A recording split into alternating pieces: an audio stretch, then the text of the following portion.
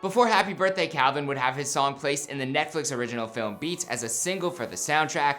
Before the song would have over 4 million plays on Spotify and close to 1 million views on YouTube at the time of this recording.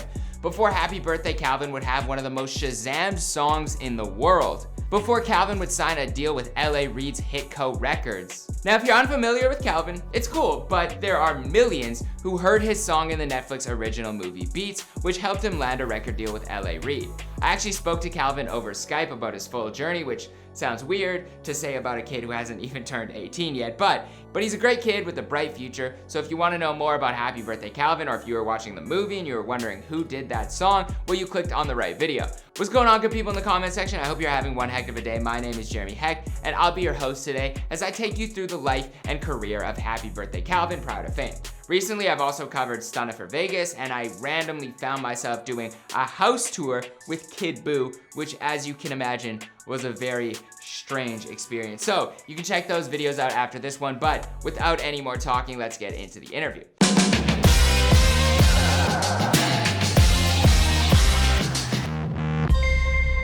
Hey, be sure to subscribe and hit that bell. Boom!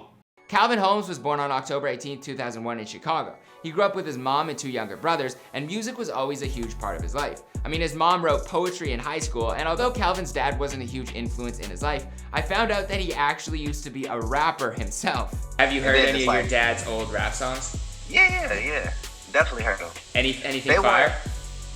They wasn't like trash, but I mean, they not me. I'm way better, bro. But it was his mom who bought him his first computer and took him to the studio for the first time when he was just 10 years old. And she even became his manager. Shout out to moms. But before that, I transferred schools, like, I used to go to a private school up until 5th grade. Okay. So like, I remember like 4th, 3rd grade, I used to go to this like really small private school.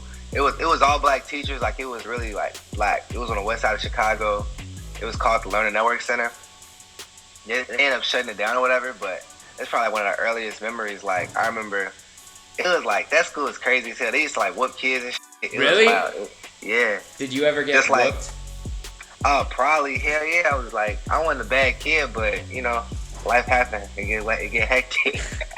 The school was shut down in 5th grade. I can't say if the whoopings had anything to do with that or not, but after the school was shut down, he attended Fraser Preparatory Academy. It's like a place where people focused on money, people focused on getting a bag. That's why you always hear these stories, like little jokes and shit about, you know, people from the west side being scammers and this, that, and the thing, like, and finessing, and like, that's really, like, it's how it is, but you know, like, it's not the west side's fault. It's like, you know, when you don't put no money in a certain community, people got to do certain shit to survive, you know what I'm saying? So like, yeah, that's just the west side. Like, a whole bunch of survivors, a whole bunch of motherfuckers working hard, trying to get a bag, you know? Calvin did have friends involved in some of the things that he was just talking about, but he managed to keep himself out of trouble. Well, for the most part. Fast forward, niggas asked me to sell drugs when I was in middle school, being in like 5th grade. How'd you have the strength to kind of stay away from that stuff? I mean, one, like, my mama just didn't get on, and she is like, that's the scariest person ever to me. Ain't nobody scary, you know what I'm saying? So it's like, I'd rather get shot by you than get an ass whooping from her at that point in my life. You know what I'm saying? Okay. So yeah. So your mom is a big influence in your life? Yeah. Music was one of the major reasons he was able to remain focused. Calvin has been making music since he was just 10 years old. He was influenced by Tyler the Creator, Frank Ocean, Lil Wayne, Travis Scott, and of course, local legend, Kanye. Kanye is like, he's a legend. He's an icon. He's everything that any rapper would want to be, you know? And it's like, you watch videos like Gold Digger, you know what I'm saying? It's like, damn, that's hard. Or you see, goddamn Touch the Sky, you watching all this shit, you listening, it's like, this is raw. And like, for me to like rapping, because I always liked rapping. Like, I used to write poetry when I went to high school. So yeah, like, I'm always been into like writing it, you know? So he decided he had to make his own songs. I've been making music since I was like 10, G, and I've been recording it and all that shit. So like, I had a song that's called At It Again. I used to go by a whole different rap name that I won't disclose. You're not gonna say it? Yeah, so I had a song, it's called At It Again. And it was raw as, like, for me to be my age, it was raw. How old were you? I was like, bro, damn near was like 10, 11, wow. Like around that. So he was rapping under the name King Blank, King something.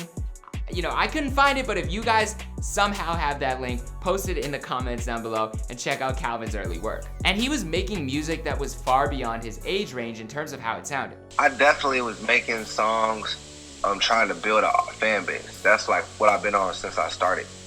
Just because that's what I wanted to do in my life. Like ever since I started, I'm like, this is what I want to do. He was also performing at local talent shows, and he even went on a school tour when he was in the 5th grade. My mom was just like, she was a great manager. Like she was just doing it. You know what I'm saying? So your mom, did you ask her to be your manager, or she was just like, you know what, I got this? She was like, you know what, I got this. Damn, that would be crazy to do a tour in the 5th grade. I would probably let it get to my head. I mean, Calvin seemed to remain humble, but I played the guitar at my 6th grade graduation, and even that got my ego way too big. Calvin kept making music throughout middle school and working on his song-making abilities, but everything changed when recruiters from local performing arts high school, Shy Arts, came to his middle school. He came up to my school, and like me being a rapper and knowing that that's what I wanted to do in my life, it's like, I don't want to go to any other school and learn about some bullshit that I really don't care about. You know what I'm saying? So at that point, once I seen them, cause like, you know how like, schools go to like little middle schools and shit, like, oh, come to middle school. Like that's pretty much what they was doing. And like everything else wasn't interesting to me. So I'm like, okay, well, this is the only option for real. While at Shy Arts, he was rapping and making music, but it wasn't until his junior year that he created his current rap name. I go to high school freshman year to like, let's say sophomore year, I just went by my real name, which is Calvin Holmes. Okay. But I was making beats, and I'm like actually making beats raw at this point. Like I know how to do that shit for real. So like I'm making these beats, etc. I make a tag, and my tag was HappyBirthdayCalvin. So like I'm hearing this tag all the time. And did that come did you make it on your birthday or something, or where did the birthday come? No, literally like it came. Yeah, like I made it on my birthday. Okay. But literally it came at the point where it was like, all right, what is it gonna take for me to be the greatest of all time? Working on your that's birthday. the goal. And at that point, it's like I gotta live every day like it's my birthday. I gotta do this shit every day. Cause I was just that guy at that point. I was on a roll. So that's just where the idea stemmed from. Like every day has to be, I gotta be reborn. I gotta do this every day. I gotta try again every day.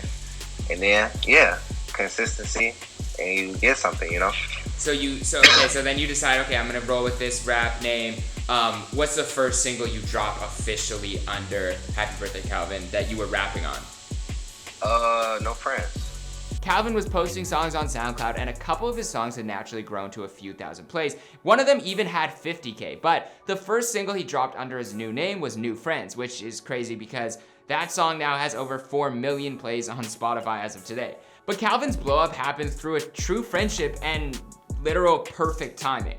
During his time at the Performing Arts High School, Calvin was able to meet people like singers, guitar players, and even actors. And one of the people who he became close with was Khalil Everidge, who ended up starring in the Netflix original movie Beats. So fast forward, the movie is done, and like Khalil sends him a demo of No Friends, right? So it's like rough version. Like I recorded this like in my own room type, How did he get to say, like, did you say, hey, can you see what they think of this? Just get me any feedback, or he just did it on his own? He just did it on his own. Wow. I had a version of it out on SoundCloud. Okay. So like everybody knew it, you know what I'm saying? So then fast forward, he sent it to him, and bro was like, come to the studio. And I literally walked into the studio. I made like 5 songs, and like they were all like smashed. Like, so the songs I made, the first songs I ever made in like the studio, like as HappyBirthdayCalvin, because I was getting back on my feet because I had changed my name and shit, and then a lot of other stuff, just like haters and stuff like that, So like fast forward, those songs, every song on my first EP, No Friends, the No Friends EP, is the first songs I made that ended up getting me my deal. That's crazy. So the CEO, ATS Peasy, the guy who my homie, Khalil Everidge, sent him the song, we made those songs and we pitched it to Hitco, and that's how I got my deal. So we met up with Reid. Elliott was like, this nigga raw as fuck. After he made those songs in the studio, things just seemed to fall into place perfectly. He was like, all right, let's just send this to a couple labels, or was it specifically like, let's target LA Reid? It wasn't even a target LA Reid. I feel like him and LA already had like discussions on what they was planning to do, I literally just came right on time. Yeah, you just stepped into this whole like new life basically. I just came right on time. But even bigger than a record deal, his song was used as the main theme for the entire movie. In the movie, Khalil's character makes beats, but eventually they needed an actual beat for the movie, so that's when he hit up his friend Calvin to help out. Basically, the beat that Khalil works on throughout the entire movie is actually Calvin's song. This is like, bro, this is like my brother. So like, when he told me, he literally said, I would have been a fool not to do this. So I had to do this. I'm like, damn, that's real. And you end up getting basically the main song in the movie with the closeout song, which is crazy. Pretty cool.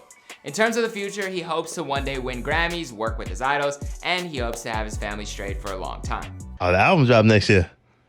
It dropped when it dropped. Oh, he gonna hit me with. And right now, he's working on his debut album, so I'm looking forward to hearing that soon. Thank you guys for watching. Shout out to Calvin for the interview. If you haven't checked out his music, be sure to check it out now. I think he's got a really bright future. And if nobody's told you guys yet today, I love you.